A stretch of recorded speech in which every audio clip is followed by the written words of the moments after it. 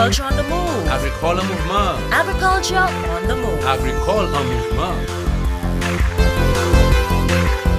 Agriculture on the move. Agricole en mouvement. Agriculture on the move. Agricole en mouvement.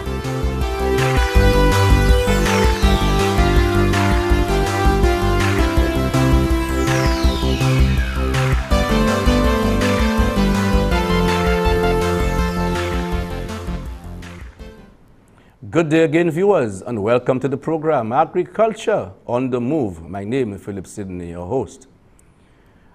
The many programs the ministry are involved in, one of them is the coconut production. Many moons ago, you would have realized we were the producers of coconut oil, soaps, and a number of derivatives from coconut.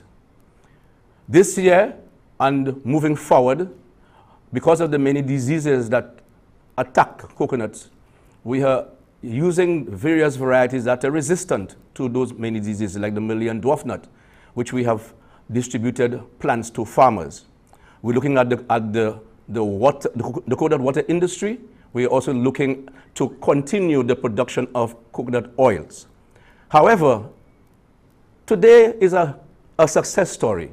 I love success stories. I love persons who are innovative in their thinking and moving forward. They are diverse. And one such person sitting with me today is Mr. Julian Calderon, a.k.a. Bull. Yeah. Welcome to the program, sir. Welcome, sir. Bull, let's go back a bit. I know you are a contractor, you are an engineer, you are a biker, you are a panist. Tell us a little about Bull in a few seconds. Okay, well, my name is Julian Calderon, sir. I'm from the Marsha area, and like you said, I played with Diamond Steel. I was also president of the Steel Band Association. I was involved in motorcycling and still involved in motorcycling as vice president of Moto X Motorcycling Club, and I was actually the president of the Easy Cruisers Riding Club. Okay, I am trained in construction management. That's how you know me. Exactly. Into construction. Yes. And I worked with the Ministry of Education for 10 years until I retired, doing construction work, particularly in the schools. Okay, great. You have taken your other area of production in a different level, on a different level, and a level that I never saw that in you. You are now doing what they call shredded and grated coconut products. Explain to the public, what is this? Okay, on retiring, right, the construction industry was rather slow. I guess I was home idle, and I was just exploring ways to create employment for myself. I was prepared for retirement, so to say, and I have to say thanks to the Civil Service Association who had that program preparing people for retirement. And while I was home, I was looking at ways and means of doing things. I sent out things to the construction industry, but it wasn't working. So I decided to try a different avenue and try the production area, processing. So that is how I looked at various forms, because I was looking at the tomatoes and the onions and the garlics and whatnot to see how it can be processed and be sold. And I stumbled upon, one of the success stories was the coconut, which was one of the items I was looking at when I was doing it. Some of the products that I am thinking of, it has been accepted by society, but I think the coconut has made it bigger than anything of what I thought of. Right? I remember going back, I'm sure in your teen years, my mom used to grate coconuts and also make our own cooking oil, and also other oils for the hair, and stuff like this. And then there's something, the rest of that, after the oil is removed, they call it pashi cocoa. Pashi cocoa, right. And I remember we used to eat that. Yes, yes. So I mean, the coconut, going back in time, was a pillar of one of the commodities that our foreparents used for the way forward. Yeah. And then, of course, that moved to the ministry, got involved, where that we had a coconut factory in Soufrière. And when on a early morning, you saw van loads going down to Soufrière to sell the coconuts. Yeah. And that was a vibrant industry. And sadly to say, it's really no more at that level. But a lot of young persons have taken up the challenge. My good partner in Cicero, right? He's now doing virgin coconut oil, and that's on the supermarket, and he's looking at other products to be derived from that to move forward for massaging and stuff like this. So there are so many success stories. So what gave you the idea to go into the shredded and coconut? Well, again, like I said, I was looking at a means. Okay, because damn young person retired from government, I can't just stay home doing nothing. Yes. You know, so I felt that I had to do something for myself, and like I said, I looked around and see what was available. So you tested the market. You Yes, saw the demand. I saw the demand because I spoke with an individual. When I was looking at the products that I wanted to do, I went to a businessman. Okay. A prominent businessman in which I can mention his name, Andre Felicia. He does the chow mein and whatnot. Right. He's a member of our club, the CRC.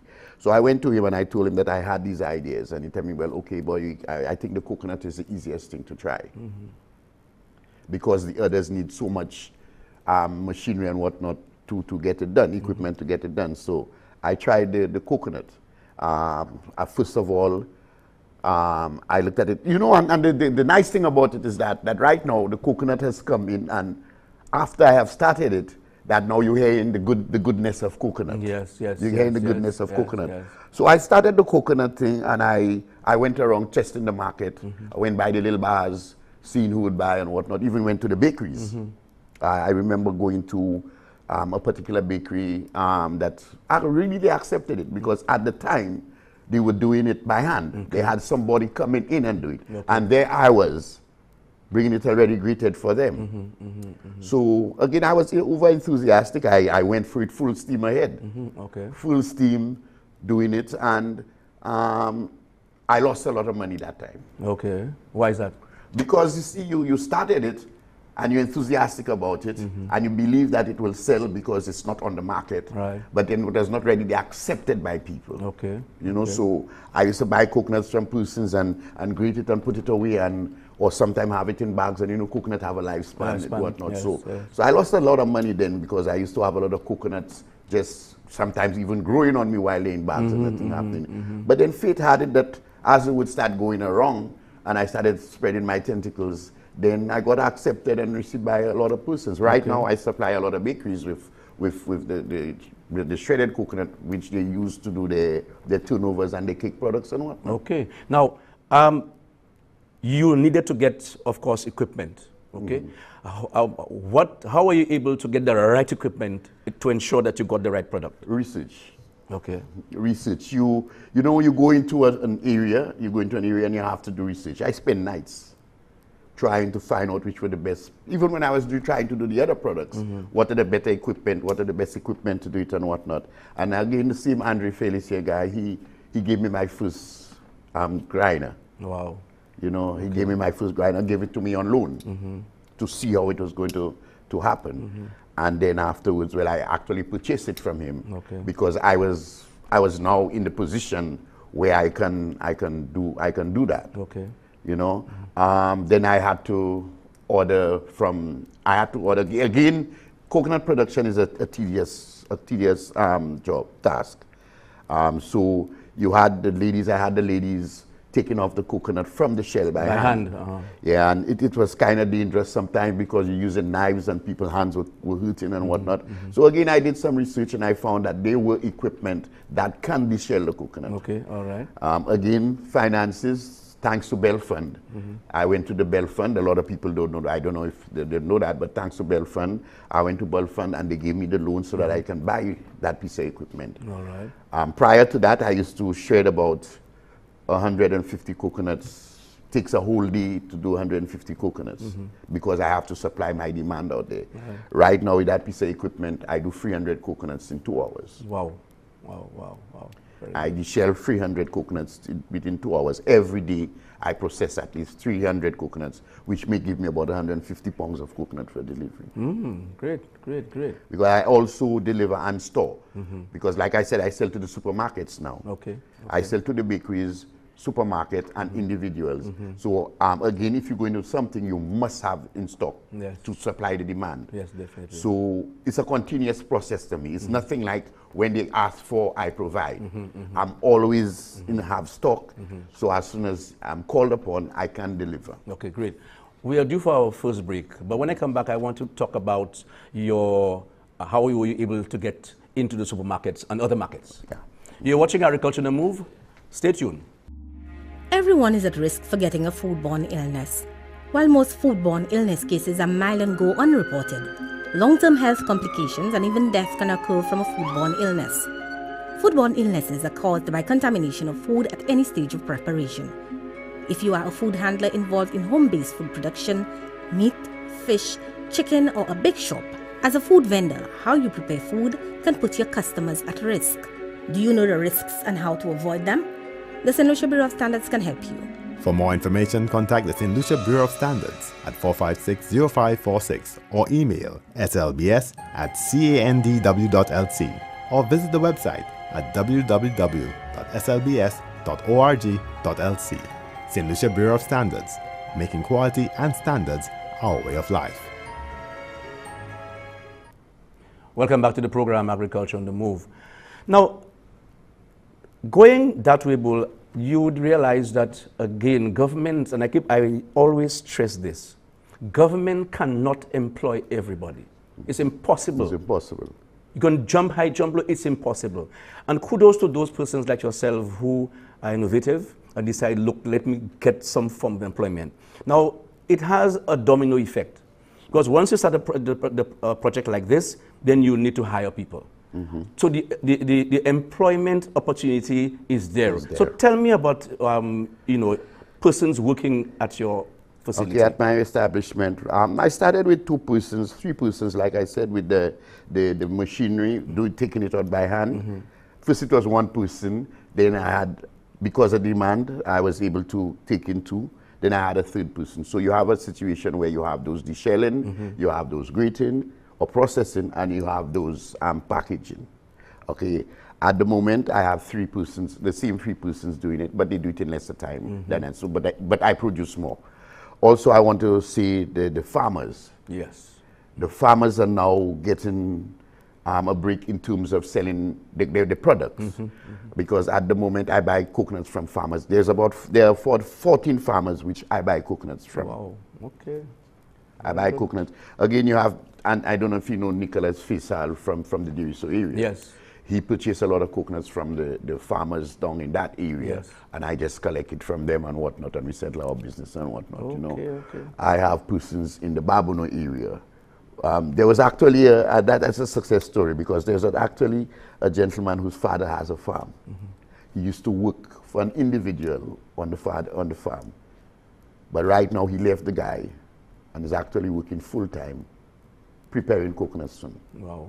So he has a full-time job preparing coconuts for me. Wow. The only downside about it is that when you go and collect your coconut, you have to have cash in hand. Yeah, well, that's a good idea. That's agriculture. That's agriculture. That's agriculture. Yeah, you have to have cash in hand. But again, you providing employment opportunities for other persons. Of course. The farmers now have another avenue to sell the product. Instead of staying on the ground and rotten. I mean, I've spoken to a lot of farmers, because again, I try to speak to farmers to see if I can get it, because the supply. And a lot of them saying, I just have them there on the land, boy, they pijoa, just me cocola and whatnot, And they're able now to at least get some persons to collect the coconut. Again, the farmers now getting persons to collect the coconut, because the domino effect. Yes. It's creating employment now. Definitely. For the persons to collect the coconuts and shell it, de-husk it, and then bag it and sell it to me. Right, So you see, by me doing that product there are a lot of the domino effect. And again, people will be able to get something in their pockets. Okay. Now, let's look at your market. Are your market strategic? Were you able to decide, okay, should I go to this person? Should I go to that supermarket? Were you able to speak to the consumer to find out from them, for example, would they buy a product like this? Yeah, yes, I did. Again, I frequent a lot of areas. Sometimes even the bars. You go to the bars and you speak to the individuals in the bars and whatnot and ask them. I give samples of it at the bars. Would you buy that product? You know, I went into supermarket stores and I had discussions with the people there. Would you buy that product? And, you know, but to tell you it all, almost everywhere I went, it was a welcome. Accepted. I was accepted. Okay. I was accepted. Every bakery that I went to, I was accepted there. Great, great. Now, before your product gets on the supermarket shelves, I mean, I'm sure there's a process. You're talking about Bureau of Standards, you talk about packaging, you talk about the place where that product is prepared to get it ready. Okay. Take me through that process. No, well, it started with research. Research, because I was never in the food industry. All right. I'm going into the food industry now. Right. So I have to get it right. I did a lot of research about food safety and whatnot, and then I got in contact with Kenny. Yes, Kenny Daniel. Yeah. Kenny Daniel, who guided me along. Okay. I also spoke to Ms. Dubuisson at what's her name? Bureau of Standard. Bureau of Standard, who guided me along. Even the paint that I was painting the building in, the placing, I spoke with her. I mean, I just didn't want to do things haphazardly. Correct. You know, I wanted to go into it and I wanted to do it well. So I spoke to the various persons that were in them things of the standard persons, and they came in and they saw what I was doing, advised me along before I even went to Ministry of or Environmental Health for me to apply for inspection and a license. Right. So I got all that information from them, and then I approached Ministry of Health, and Ministry of Health did come in, gave me an 80% rating for my production room. In terms of the labels and whatnot, again, did a bit of research, and I spoke to the persons at Bureau of Standards. Bureau of Standards did look at I mean, I got a little rejection because now and then, but then I was able to get it right and gotten approved by Bureau of Standards. I purchased my labels, and there am I. And so everything here we see here is local. Your Yes. packaging, material, and everything Everything here is local. local. What's the name of your business? JKLM Products. Explain.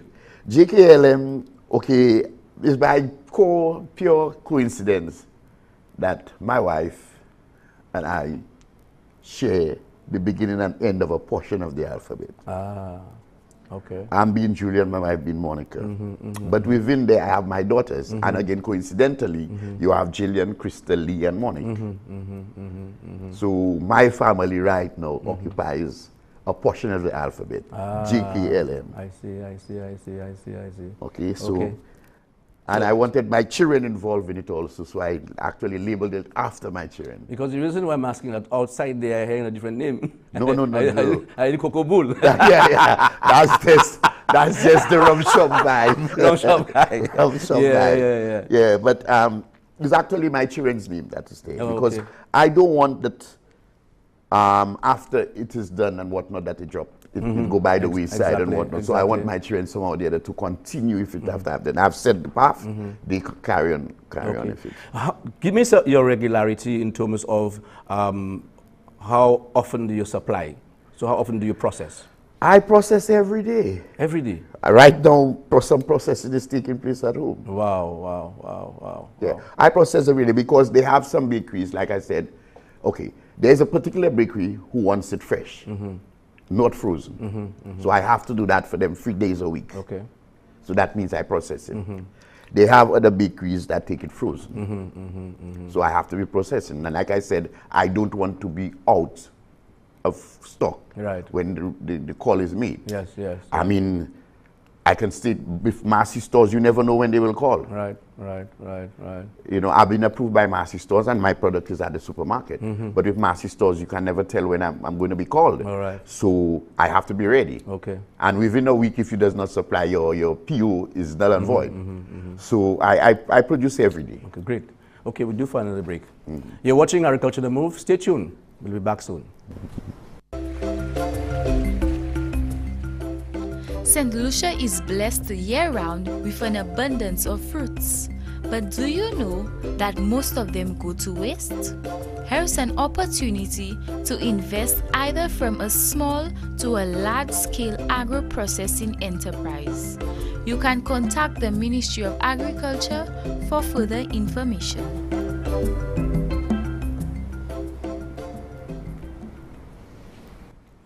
Welcome back. Bull, tell us about the products here, because you mentioned about the shredded and also the grated. What's the difference? Okay, there is a difference between the shredded and the grated coconut. And that means the piece of equipment that who does the processing has a number of blades.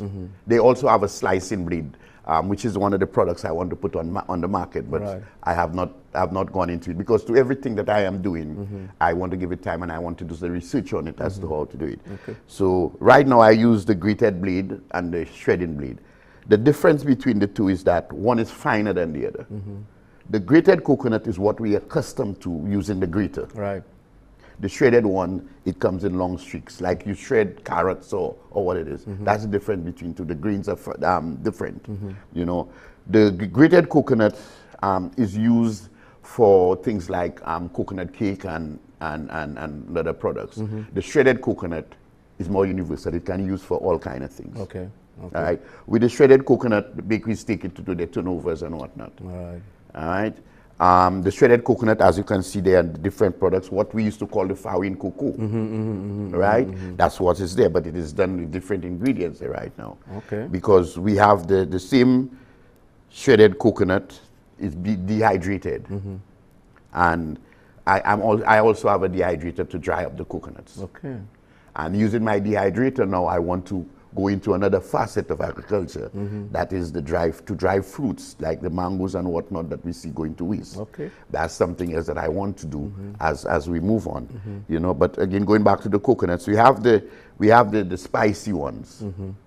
The same shredded coconut, which is mixed up with the various nut spices, the cinnamon and the nutmeg and whatnot. Okay. You know, so you give a sweet, nice taste. You have the ones with the sugar. So that's the sweet ones. So it can be eaten as is? It can eat as it because it's dried. All right, right. It's dried. Right, you have the salted one where you use sea salt and you put it in it and you dry it up in the dehydrator. Where's the market for this? It's at the bars? And At the bars. You know, I soon to put it in the supermarket, but right now it's just at the bars. All right, all Yeah. right. Okay. You see, it's the quantity, again, you do market research. It's the quantity that you deserve to put at the supermarket. Right. What persons will buy. Right. Because this is something, it's like a delicacy, something you just eat. Okay, the flakes, the coconut flakes that you do, you can use it to put it on your cereals, your ice cream, because persons have bought it from me for situations like that. All right, right. You right, know, you right. can eat it just so, like we used to do when we were young, Right. but you can also use it to garnish different foods. Okay. You know, there's also the white ones that I do, desiccated coconut, where you take off the bark on it, The black part of it. the black part of it, and you process it, and it comes out white. Okay. That persons do when they using. They do cakes and whatnot that you don't have to garnish cakes and what Right. you don't have the black part of it that showing. makes it look thick. You understand? right, So you get the white ones. Again, the white tamarind balls or the colored tamarind balls, not tamarind balls, coconut balls, you see, is made from the white. So all you do at that point in time that you put in your little coloring to change the color because it comes out pure white as you can see. You know, so there are enough of products that you can do coming out of the coconut. You know, and I remember having an exhibition some time ago at Massey stores when they gave me an opportunity, and then I displayed all the products because even fudge is being done out of the coconut. Right, right. You know, right, so right. what I'm doing, I'm just preparing it for them. They don't have to go through the process of going and look for coconut and grate coconut and do what it is. It's right there. You can also do coconut milk out of it. Right, right. Right now, there are guys who come to my home, to my processing plant to buy coconut to do the coconut milk. You know, because it's already done. And the way it is packaged in small packages, you just break a piece and you use what you want out of it, and you put the rest in the fridge. As long as it's refrigerated, it remains good. Okay. I know the ministry, there is what they call the coconut platform. Yeah. Where a number of processors have come together, farmers have come together. You're part of that? Yes, I'm part Tell us of a little about that. Okay, again, under the guidance of Kenny, Kenny Daniel, I think there is a move to have the coconut industry nationalized. Good. Okay, to have a national platform, association or what it is to run the coconut industry. Because that's a fast-growing industry and it is going haywire. We must talk about that, it's going haywire. Even with the dry coconuts that I do, I have to be careful with it, although it's dried. because it has to be washed before any processing is being done, even with the hard shell on it, because you don't know exactly where the farmer is taking it from, under what conditions it's collected. So when it comes to the processing plant, it has to be washed and whatnot, get rid of all bacteria or whatnot, and then start doing your processing. The coconut platform that we with there right now, I'm part of, is to regulate the coconut industry as it is there right now. We're looking at the coconut vendors. Let's say what happens by the side of the road. I mean, a lot of it is unhealthy. And we have to admit that a lot of it that's happening there is unhealthy. We see the conditions that the people sell it under. They sell coconuts in open area. That's right.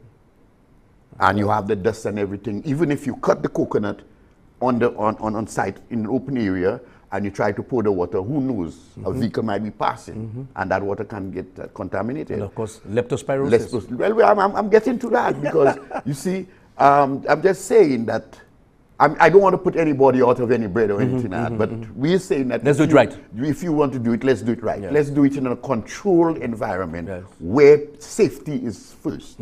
Safety is prominent. We have this business of leptospirosis. Again, we have the farmers now who, again, thriving industry, we welcome that, trying to make a bread out of it. Again, let's do it right. That's right. But they have it, the steps.